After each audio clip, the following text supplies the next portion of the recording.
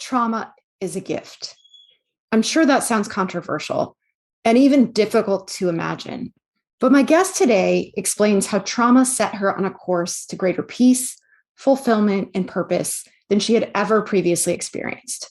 Jennifer Kauffman, a best-selling author, executive producer of Emmy award-winning films, and survivor of the 2013 Boston Marathon, shares her powerful story of recovery and transformation. She also shares how she now leverages her experience to help others rise above their struggles and thrive. Trauma is a near universal experience. Most of us will have traumatic experiences that undermine our confidence and sense of self. But each of us has the power to choose how we move forward and find the gifts in that trauma to live your best life. Thanks for being here.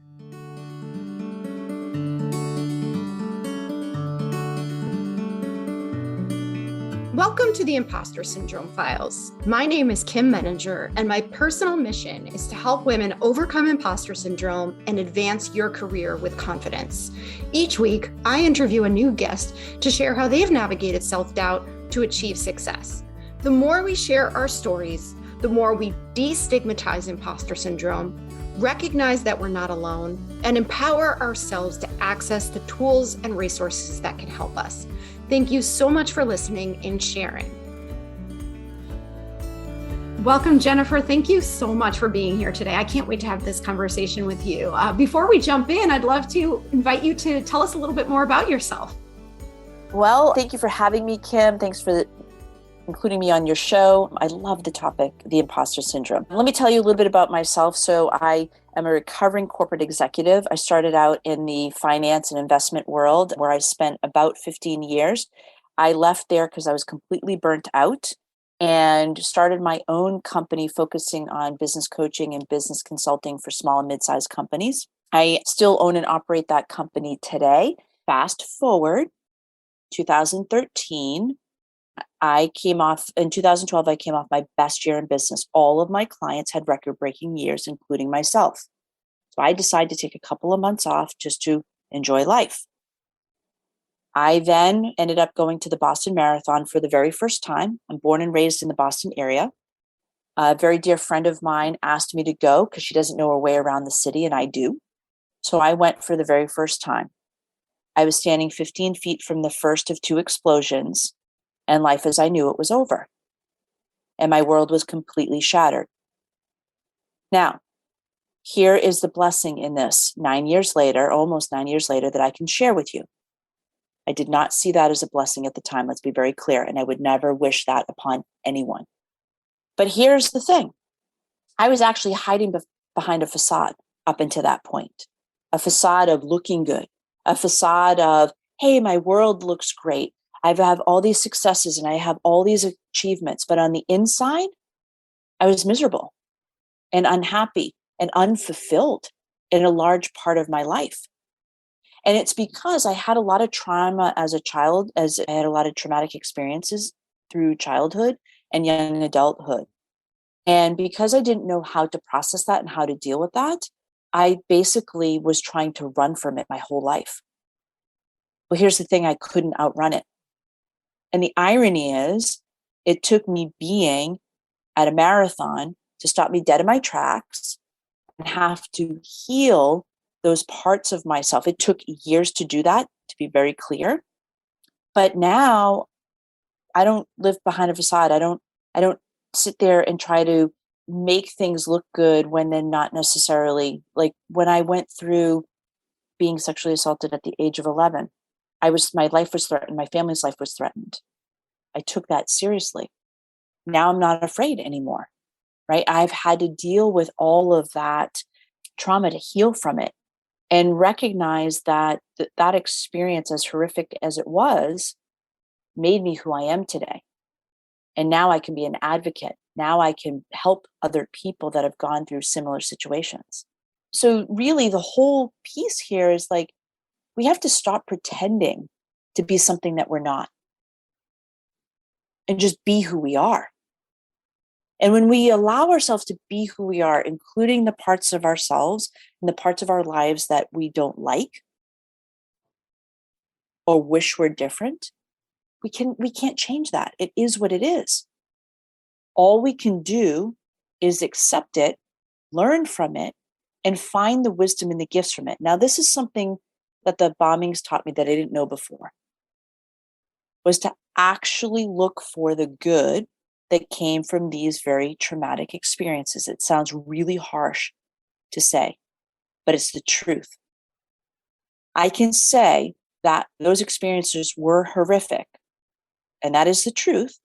And I can also say now that they've turned out to be the greatest blessings and gifts of my life, because they've taught me things that I didn't know before. Most importantly, they taught me to come home to myself, all of me, that there's nothing to be ashamed of. I don't need to hide behind any of that. It just is. Wow. Wow. So you have an incredible story, and I want to try to break it down a little bit, because you're talking about this very traumatic experience. And I live in the greater Boston area. I was home with my 3-year-old son that day. I'll never forget that day as long as I live. And I can't imagine what it must have been like for you. And so I want you to help me understand how you got from that day to where you are today. What did that journey look like? Great question. Actually, we documented it in a film called There's Gotta Be More to Life, which just released before Christmas. So you can get more details in There's Gotta Be More to Life. But the short version is this. Year one was learning to rise above my terror and my fear. As somebody who was a very outgoing person before that experience happened, I literally retreated and my world got very, very small. I had a lot of physical and emotional, mental issues that happen as a result of that. And so year one was learning to rise above my terror and fear and to actually heal some of my physical injuries. Year two was learning to rise above my rage. So here's the truth. The truth is, I silently would contemplate what I would do if I ever came in front of those two young men. And I frankly would contemplate how I would take them with my own bare hands, take their lives. And I remember one day, as you know, growing up in the Boston area, we drive, us Bostonians, we cut people off. It's just kind of what we do. Don't take it personally. It's just the city has just got all these one-way streets and all this stuff, and people that aren't familiar with it don't know how to drive. So we're constantly like maneuvering.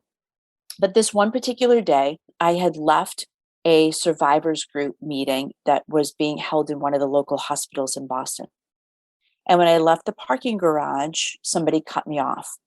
Normally, I wouldn't think twice about it, but I got so outraged that I literally had road rage and I went chasing after this person. Fortunately, they made the light and I didn't. So I had to come to a screeching halt.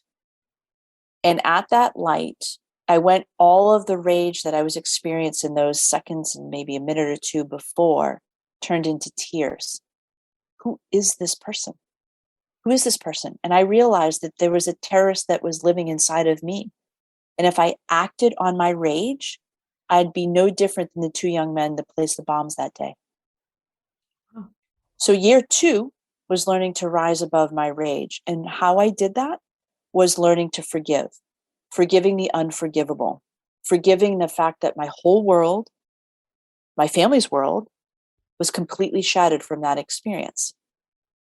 In my community, let's be clear, not just me, those that were there that day, those that live nearby. I mean, literally everybody was impacted by that, not just me.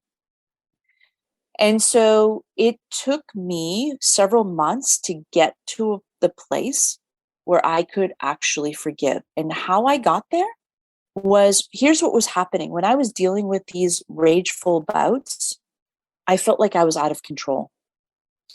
And every time I would have them, I would have a setback in my healing. I'd have a setback physically. And then that made me more mad. I can't even be mad. And I was like, okay, the same thinking that went into this is not going to be what's going to get me out of this situation.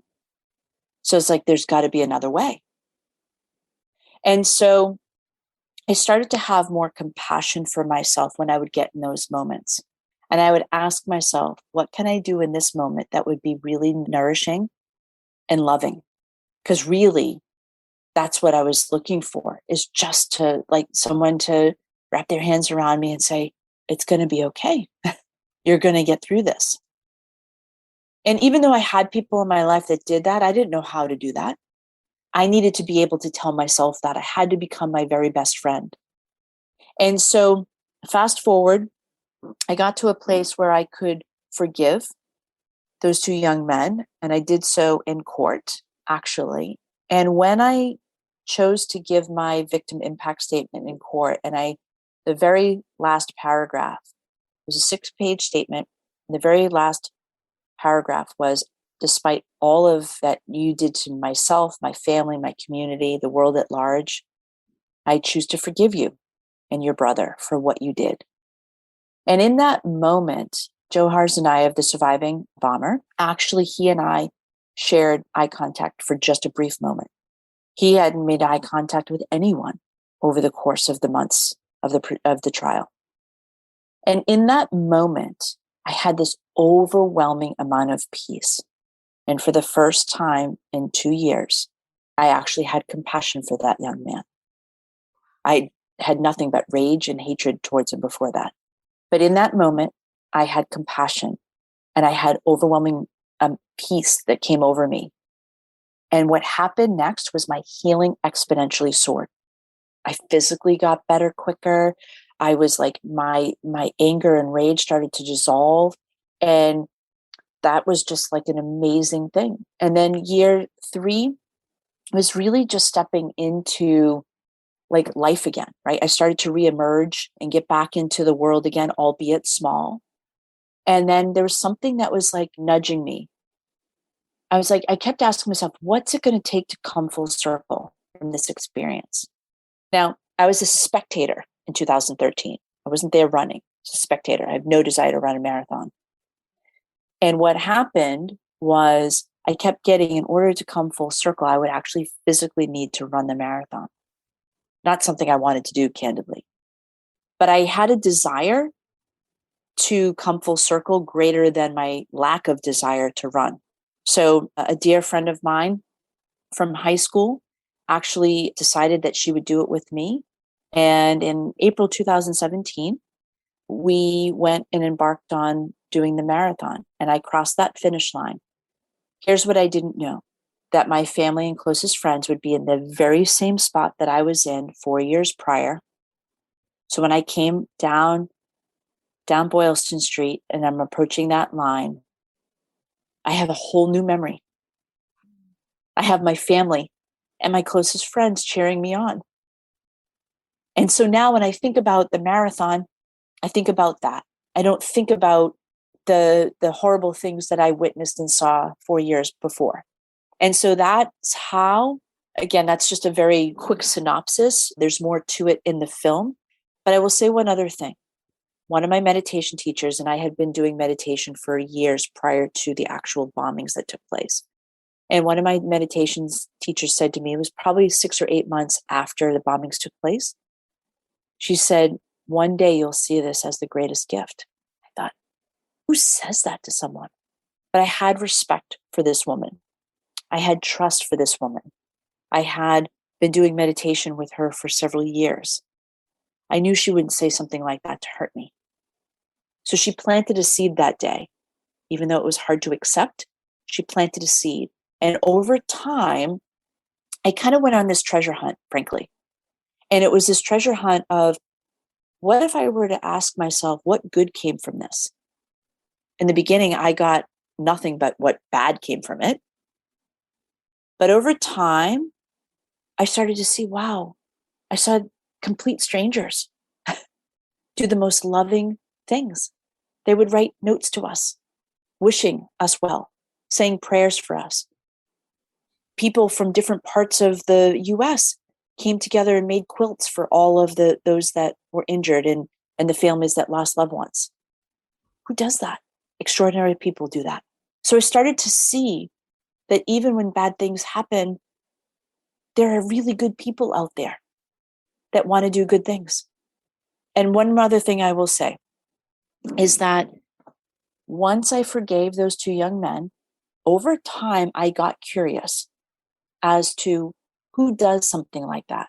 So I started looking into their background, and I read that they grew up in a country, I believe it was Kazakhstan, but don't quote me on that, but they grew up in a war-torn country where bombs were dropped on them periodically as kids. I can't imagine what that's like because I didn't grow up like that. But now I had an inkling of why they did what they did. It doesn't make it right. It doesn't take it away. But what I've learned is that unresolved or unhealed trauma leads to hate, leads to rage. And if we act out on it, that's when we start harming other people. And if we can understand this, maybe we'll actually take a different course and pivot and how we can heal as a society, as a nation, as a world. Oh my goodness, Jennifer, there is so much in what you just said, and I want to share a few of the key themes that came up for me.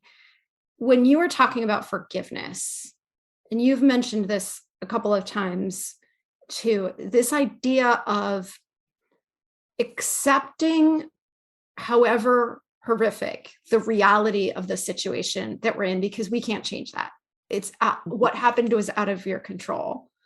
What was in your control was the power to forgive, to do what was most empowering to you so that you could heal and move on. And I think that's such an important message for everyone, regardless. I mean, no one gets out of this life unscathed. Some I think of as having capital T trauma, like you're describing. Some have lowercase trauma of just general life things that we bump up against that harm us. And this idea of really focusing on what's within your control seems really, really powerful to me. And I'm curious if you have additional thoughts on that you'd like to share. Absolutely. First and foremost, every person on the planet has experienced trauma of one shape or form. I personally don't view it as capital T and lower T. Our experiences are likely different. However, on the other side of the actual experience that created the traumatic experience, we all go through this, like, why did this happen to me? I don't understand. What am I missing? Right? Which I've come to understand is more a victim mentality. And the more we ask those questions, they're actually disempowering. And then we lose control. Do you understand? Because it's like, we think like we could have controlled the situation, and therefore we lose our power. Where we can pivot is like, okay, it happened. How do I choose to respond now? What can I learn from this? How can I improve my life? Now, I will say this. Each traumatic experience that I've had, and I've had a major one in each of the decades of my life.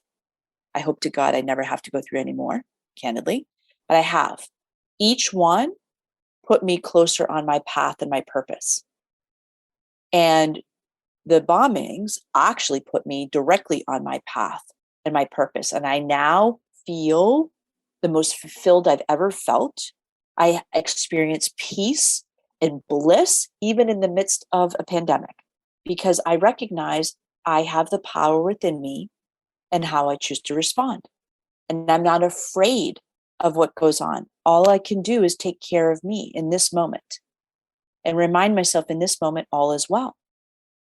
Things happen. We can't control that. Things happen, but we can control how we respond. And that is in our power. One empowers us. It doesn't mean we don't experience fear. It doesn't mean that we don't experience struggles. But here's what I've come to understand. And this took me almost 50 years to get. And I would ask myself, what if trauma is a gift? And what if trauma is like the manure that you put on a seed to make it grow? What if it's the very thing that's meant to shape you and mold you to becoming the person you are meant to be and to serve whatever purpose you're intended to fulfill here while you're on this planet? We all have our unique genius within us, but we often don't allow it to emerge and come out. because we're scared. We're taught that, okay, a lot of people, at least I was raised like, okay, you get to go work for someone else because it's the safe thing to do. It's all about being safe and secure. And I get that, right? My parents experienced hardship growing up. So for them, it was important that their kids have safety and security. Well, here's the thing. I was successful in the corporate world, but I wasn't fulfilled. I didn't start to feel fulfilled, candidly. I mean, I had moments of it throughout my career, but I now feel like I am on my divine purpose. I never went to film school. I never in a million years thought I would be producing transformational films that would make a difference in the world. And yet here I am today. I went to school for economics and accounting and business, right? But as life would have it, I would go on after this experience. I would write about it because I want to help people basically shave off years of suffering because we don't need to suffer. And I want to teach people that we can go from surviving to thriving, no matter what we've been through. And I pray that most people don't experience some of the trauma I have, which is why I feel called to share this stuff. It's not about me and my story. It's just, but my story will show you how I went from barely surviving to thriving. And if I can do it, anyone can do it.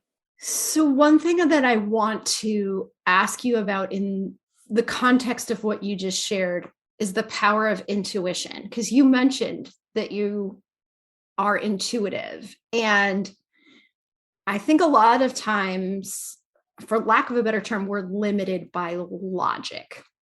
Mm-hmm. We think something's possible because we've seen other people do it, or we haven't seen it, or we don't think it's possible for us for whatever reason. There's limiting beliefs attached to what we see as possible and impossible for ourselves. And you mentioned never having wanted to run a marathon, and then this inspiration to close that circle and run that marathon. You mentioned never expecting to be a filmmaker. I can imagine how there would have been any number of opportunities for your logical brain to kick in and say, that's crazy. I could never do that. I don't have the skills. I don't have the expertise. There's other people out there that are better than I am at that. How did you get past those natural barriers that we put in front of ourselves to be able to get to this place? By the way, all that you just said, I experienced. Those were exactly the thoughts that went in my head. But here's the thing.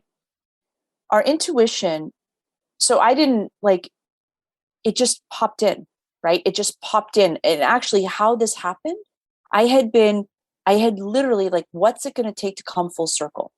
I'd been praying and meditating on that. And I had just started working out with a trainer to rebuild my strength because I had lost all my strength and a lot of my mobility. And so I was doing a quick warm up on a stationary bike. There was a woman. What are the chances of this? There's a woman running on the treadmill in front of me, and the back of her shirt said, "I finished. Can you?" And then I heard this: "You need to actually do the marathon." I was like, I'll do anything else but that. But it was no.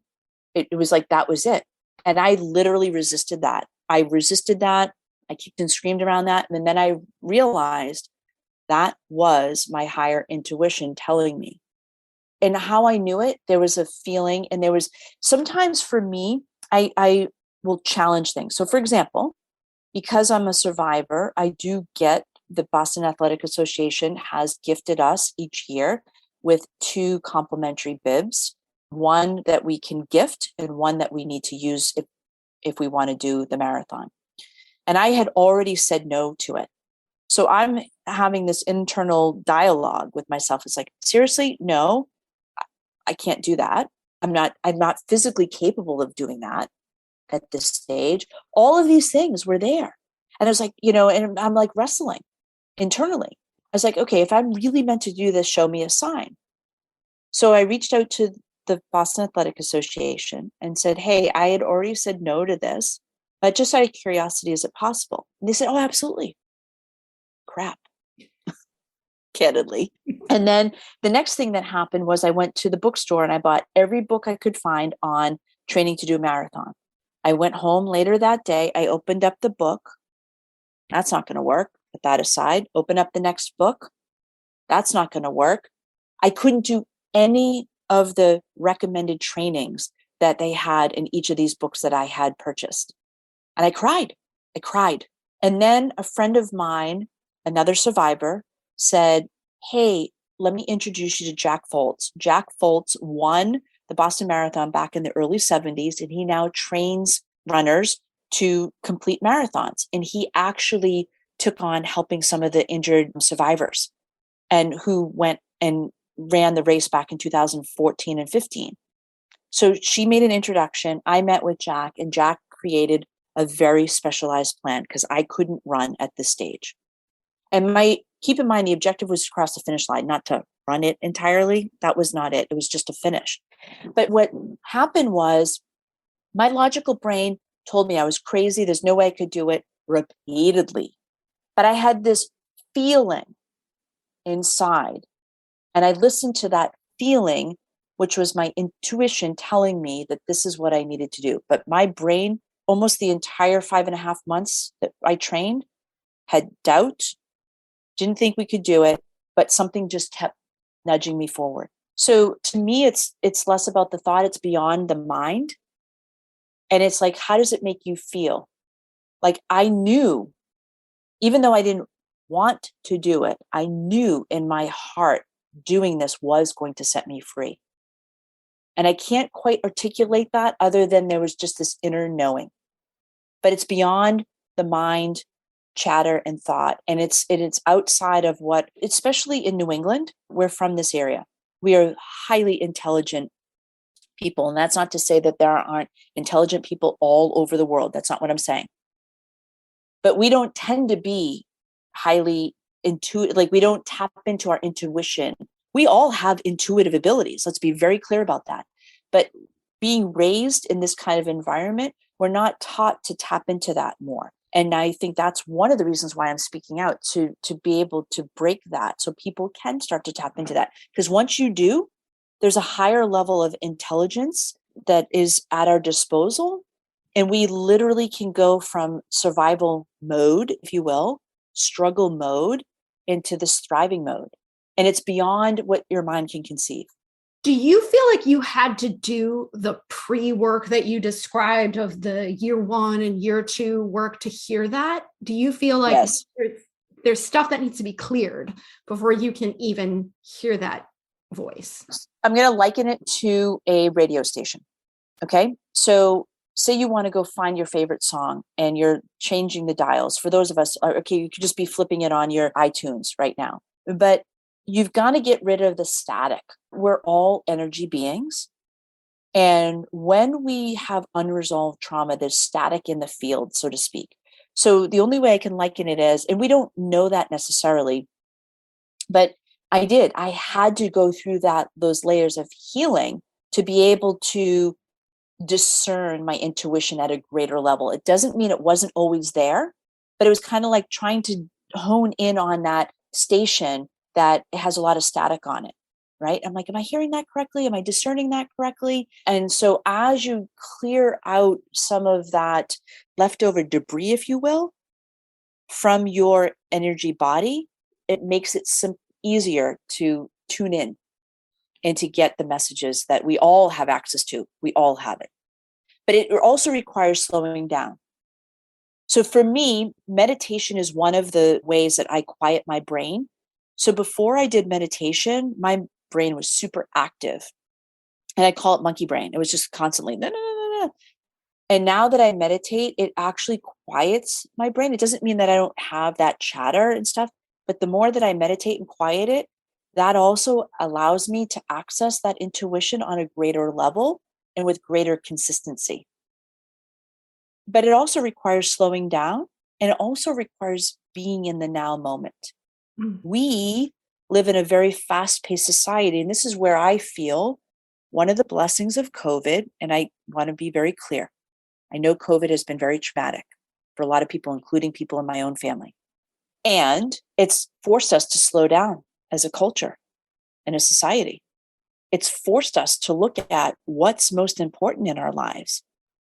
Now, whether or not we've pivoted and made changes, that's up to each individual person. But that slowing down gives us the ability to become more aware of what matters to us. And then from there, it's about, do you have the courage? Do you have the courage to take that leap of faith in whatever direction you're being guided to? And that, like, listen, when I got the nudge to do this film, I was like, this is ridiculous. I don't know how to do that. But Wayne Dyer, one of my spiritual mentors, once said, do not leave this world with your music still inside of you. And I realized that if I can save one person's life and make one person's life better by sharing my story, then that's what I'm supposed to do. So I did that through books, and now I do it through film. All because that is my purpose, is to help improve someone else's life. And I just choose to do that through books, through film, and through teaching courses. And we all have that ability, all of us. And what I'm going to make an assumption here, but I want to get your thoughts on this. When you are coming from a place of purpose, when you truly believe that what you are doing is coming from a place that's bigger than you, that's of service, you're not spending all of your time thinking about exactly what you say and how you say it, and whether you're smart enough to be in the room, or all of those niggling little thoughts that get in our way and keep us from showing up as our most powerful selves. And I would say that's the very reason why, because that's still there. And it happens, it comes up from time to time for me, candidly. And I'm like, okay, but right, I'm on this mission to improve someone else's life. And so my legacy is to be vulnerable and open. Now, you have to know, even though I'm an outgoing person, I'm actually a very private person. The fact that I actually am showing my story and sharing my truth in a very public way, I only do it to help someone else. If I focus it on me and all of that, I wouldn't do it. But I'm reminded of when I get messages from people that I was about to take my life until I saw your film. And then I watched your film and I got inspired.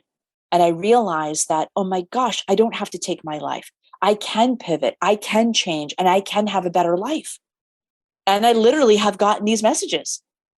A 14-year-old who'd been badly beaten as a kid, right, comes and watches the film, and all of a sudden, like, has this aha moment, like, I don't have to be a prisoner to this. I wish more kids could watch this, and they can actually, because we took the bombing scene out and we did something different with it. And so that just about anybody can watch it. Because if kids that have gone through trauma can get this at a young age, they don't have to go through years and years and years of, like I did, of having to find myself and find who I really am and and how I can be of service in a bigger way. Can you speak to the spectrum of opportunities we have to show up from a place of purpose and service? Because I want people to realize that it doesn't have to be at the level that you're describing, right? You have a very unique, tragic experience that shaped you. And I'm sure there are a lot of other people thinking, but what do I have? What's my purpose? I'm just living this ordinary life. Maybe I'm feeling like a cog in a corporate wheel. How can I live a life of purpose without perhaps having some of the elements of your story? Absolutely. And let's be clear. Some of us are meant to do these big things, and that lights me up. Other people are just meant to do, like, I'll tell you, like, I have a friend who left the corporate world to pursue her passion for basically dogs, right? She loves dogs. So she now, like, does dog walking, dog sitting, dog stuff, and all that. And she is the most lit up she can be. But she's also serving people that are going on vacation, or they work full time and they need someone to come take care of. They have a trusted person, right? So, and she's in her element. So it's like and she's like, this isn't about comparing, right? It's not about comparing, but she is in her zone. She's loving life, and she's of service to others in her community. That's one example, right? I have another friend who has this passion for music, right? And she's actually connected to the film. And we just decided, we co-wrote a song together, and she wrote her very first song. Then she went and sang it for this film. And she is like so lit up that now she wants to start looking at other ways she can get more involved in music.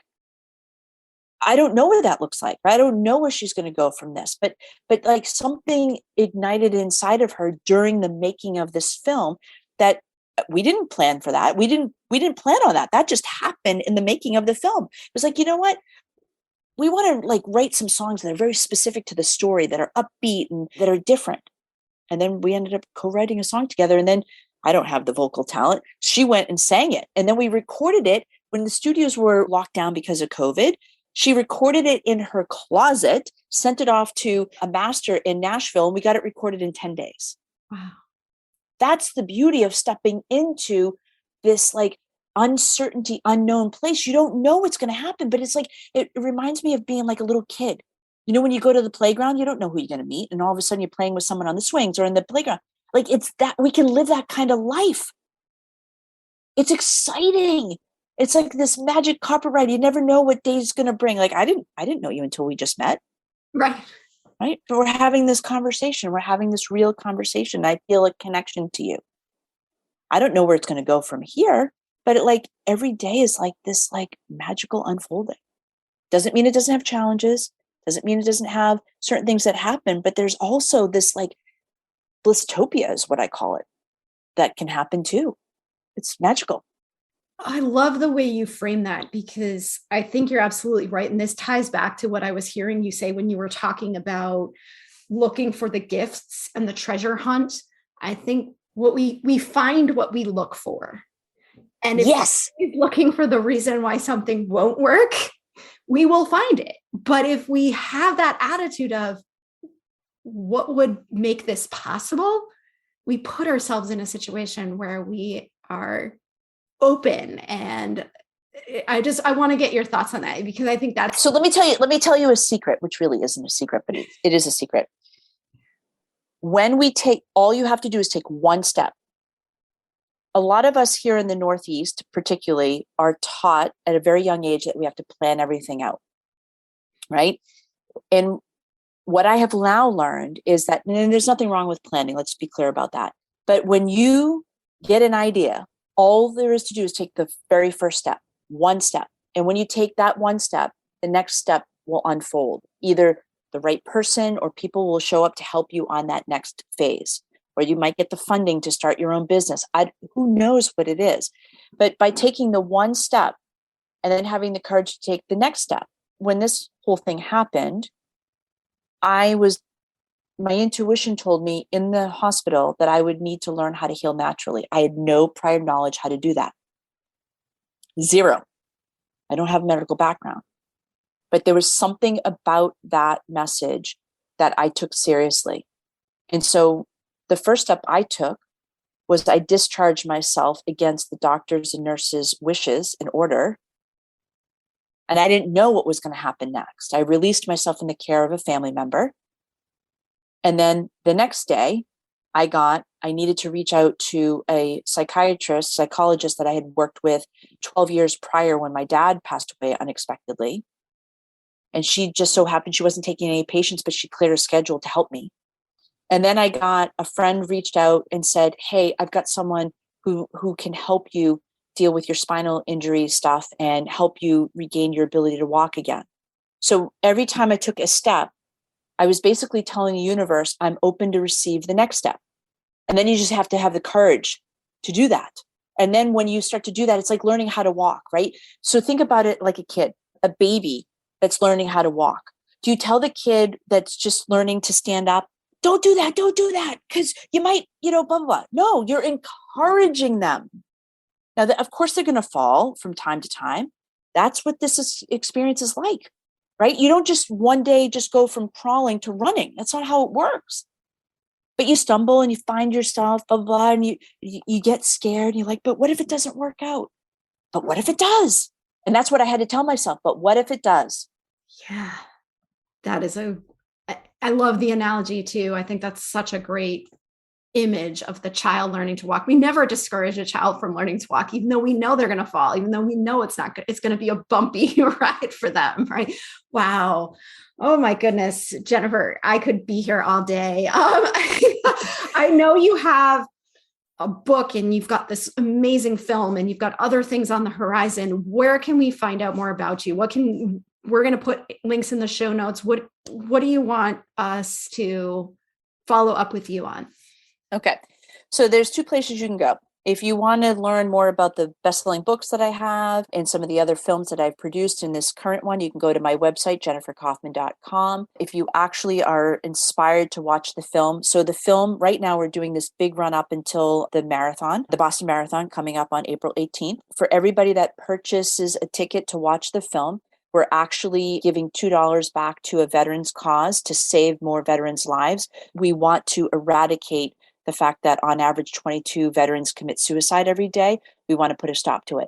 So we're actually funding a nonprofit organization called Operation Shockwave. So if you're interested in wanting to save lives, register to watch the film, and we're going to gift $2 of every film ticket price back to this organization. In addition to that, for those that take action immediately, we're gifting a couple of things for free. One is a thriving ebook. So we have an ebook that talks about the early stages of thriving. Later on, we're going to be offering a course, probably in the spring or early summer. But for now, we've got this free ebook. And in addition to that, we are giving away what we call a sync up meditation. For those that are on the go or they think they can't do meditation, we've designed a product called Sync Up, and it's on receiving.